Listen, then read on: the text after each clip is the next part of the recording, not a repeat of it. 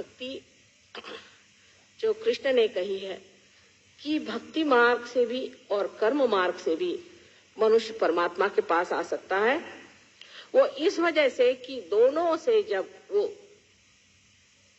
ये समझ ले कि इससे परे कोई चीज है, तभी वो ज्ञान को प्राप्त हो सकता है। ज्ञान को प्राप्त होने का मतलब ये नहीं कि कोई पंडित हो जाए।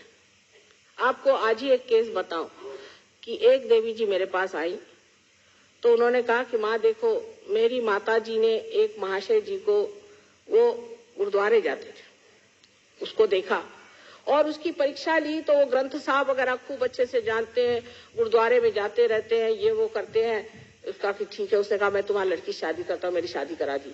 उसकी पहली एक बीवी है, बच्चे हैं, रोज लड़कियां लेके आता है, किसी की मोटर बना के लाता है, सबको बेवकूफ बनाता है, मेरे माँ से भी पैसा ले लिया और सारा उसको रट गया है, अखंड पाठ वगैरह करता होगा।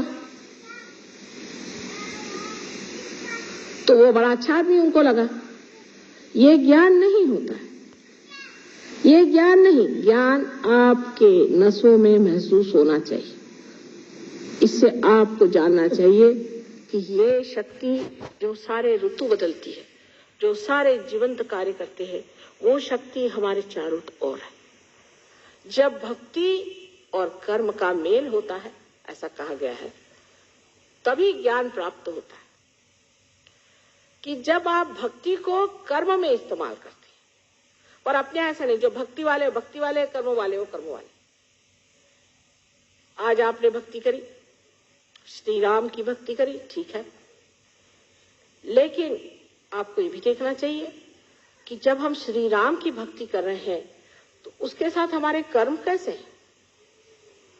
क्या हम श्री राम जैसे हैं? मर्यादा पुरुषोत्तम जैसे हम हैं क्या?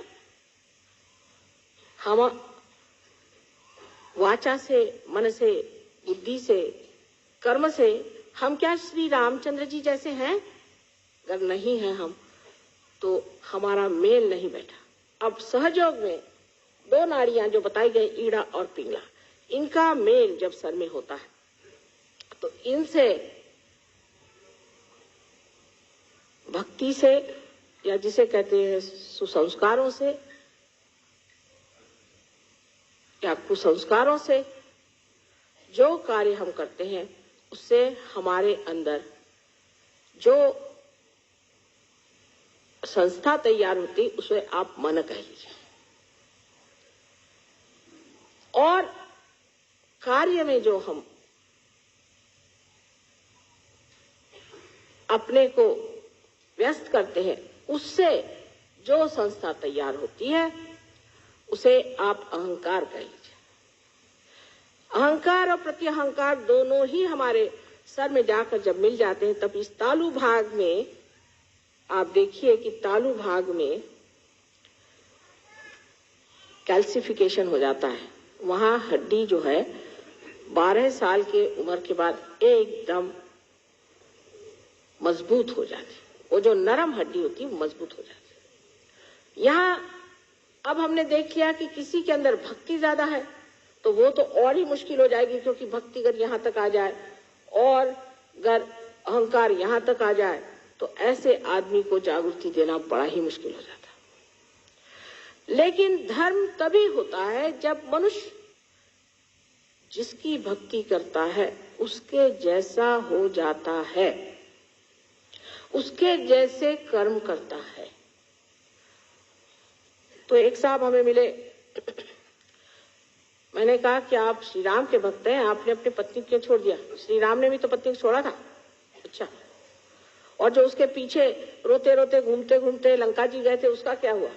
वहां तक हम नहीं जा सकते।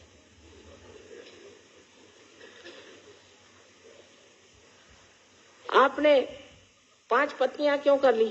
श्री कृष्ण ने भी तो की थी, लेकिन वो तो योगेश्वर थे, उन पे तो कोई चीज छाती नहीं थी। तो हम तो उनको मानते हैं, तो हम तो इस मामले में उनको मानते हैं। साहब वो बात अच्छी करी, उन्होंने 5 बीवियां कर ली।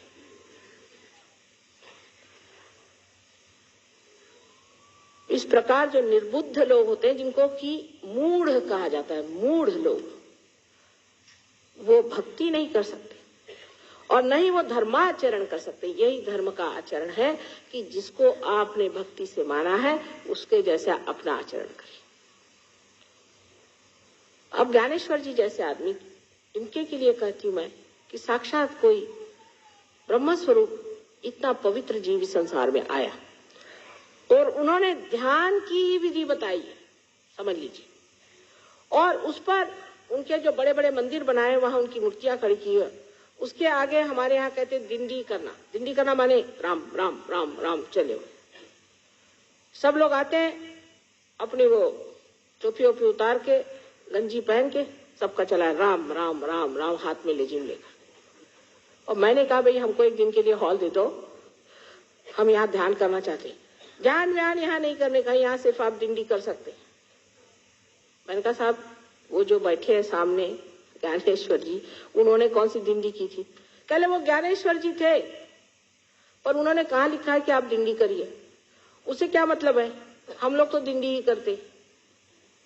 मैंने कहा अच्छा नमस्कार, अगर ये आज जीवित होते तो हम आपसे बताते कि आप क्या हैं। निरे मूर्ख हैं और महामूर्ख हैं। कभी कभी इस तरह की गलत भक्ति से हम लोग अपना नर्क का रास्ता बना रहे हैं। इसलिए सजग हो जाना चाहिए और सतर्क होकर के हमें समझना चाहिए कि हमारे भक्ति में कहाँ दोष आ रहा है। अब सबसे बड़ा दोष भक्ति में इस तरह से आता है कि जब श्री राम आए तो उनसे कहने लगे हम तो भाई परशुराम को मानते हैं, परशुराम ही अच्छे क्योंकि मर गए ना। श्री कृष्ण आए, हम श्री कृष्ण तुमको नहीं मानते, हम श्री राम को मानते हैं। हो गया। जीसस आए, हम तुमको नहीं मानते, हम मोसेस को मानते हैं क्योंकि जो मर गए वो अच्छे अपने जेब में रहते हैं। एक प्लास्टिक का फोटो लगा लिया, काम खत्म। लेकिन वो प्लास्टिक का फोटो आपको कहाँ ले जाने वाला है, ये किस चीज का तमगा लगाया है आपने, ये समझ लीजिए। और फिर कहते हैं कि हमने माँ इतनी भक्ति करी और हमारा ऐसा हाल क्यों? तुम तो कहती हो कि हृदय में शिव का स्थान है, हम शिव भक्त हैं और हमें हार्ट अटैक क्यों आ गया? उसकी वजह ये कि शिवो हम ऐसी वल्गना आपने क्यों करी? क्या आप शिव हो गए? क्या आपने आत्म साक्षात्कार पाया? मैं आत्मा हूं, मैं आत्मा हूं ऐसे चिल्लाने से वो शिव भी आपसे नाराज हो गए। राम राम राम राम कहने से रामचंद्र जी कहते बाप रे बाप इससे बचाए रखोगे तो हाथ हो गए। जिसकी आप उपासना करते हैं वही चक्र आपका पकड़ जाता है। आश्चर्य की बात है। और उसी से हम पूछते हैं क्या आप शिव को मानते हैं? माता जी आपने कैसे पहचान लिया? अरे भाई जैसे भी पहचान, तुम्हारे चक्रों से पहचान रही हूं। कोई इसमें विशेष ज्ञान की जरूरत नहीं है। जिसकी आप उपासना करते हैं और उसके अनुसार आप कर्म नहीं करते हैं और बेकार में उनका बैठ करके भजन करना सुबह से शाम तक, भजन करना चाहिए, मैं ये भी नहीं कहती भजन नहीं करो, पर अगर भजन करने से परमात्मा नहीं मिलने वाले, भज भज भज भज करने से नहीं मिलने वाले, मिलने वाले हैं आत्म साक्षात्कार से, जहां आत्मा का प्रकाश हमारे चित्त में आ जाता है। तब हम जानते हैं कि श्री राम जो है वो कहाँ बसे।